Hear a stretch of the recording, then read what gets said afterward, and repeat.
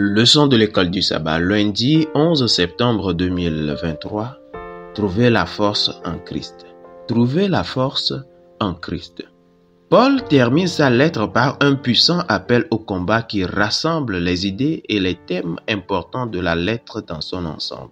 Il commence par annoncer le thème général de la conclusion, offert sur un ton du cri de guerre d'un commandant. Je cite, « Au reste, fortifiez-vous dans le Seigneur et par sa force toute puissante. » Fin de citation, Ephésiens 6, le verset 10. Le reste du passage, Ephésiens 6, le verset 11 à 20, illustre et déballe ce grand thème. Relisons Ephésiens 6, le verset 10 à 20. Là, il est écrit.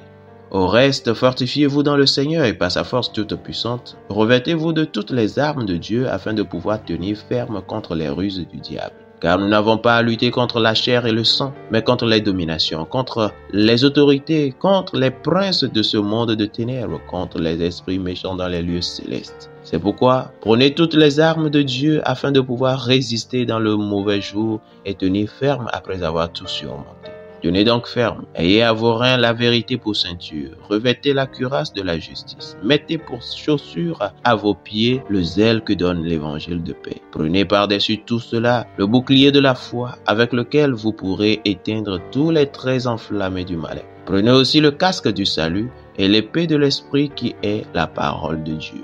Faites en tout temps par l'esprit toutes sortes de prières et de supplications. Veillez à cela avec une entière persévérance et priez pour tous les saints. Priez pour moi, afin qu'il me soit donné, quand j'ouvre la bouche, de faire connaître hardiment et librement le mystère de l'Évangile, pour lequel je suis ambassadeur dans les chaînes et que j'en parle avec assurance comme je dois en parler.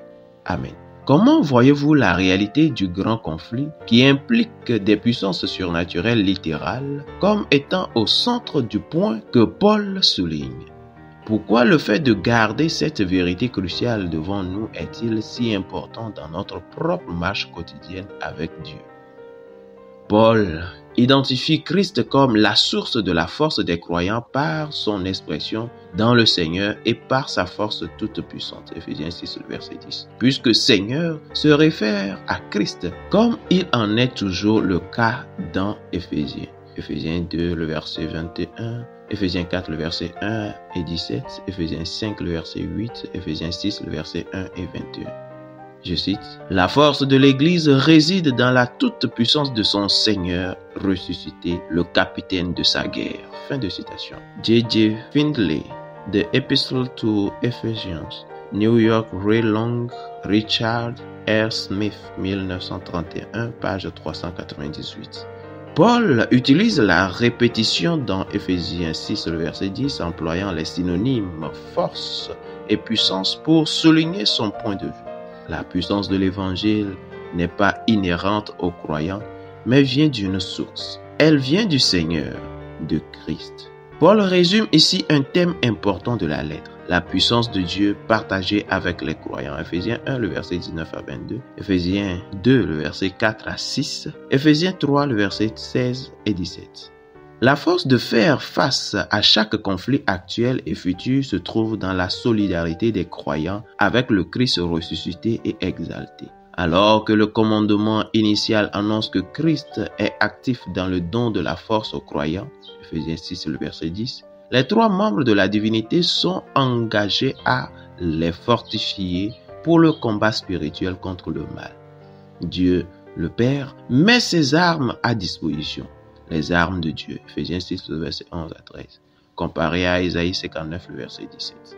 Plus tôt, Paul avait identifié l'Esprit comme étant actif dans le renforcement des croyants en priant pour que Dieu leur donne, selon la richesse de sa gloire, d'être puissamment fortifiés par son Esprit dans l'homme intérieur.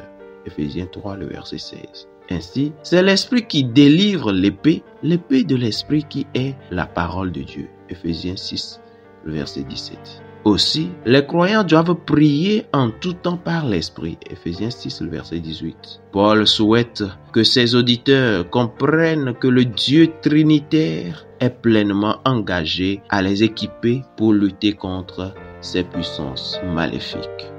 Fidèles auditeurs et internautes, que Dieu vous garde. Amen.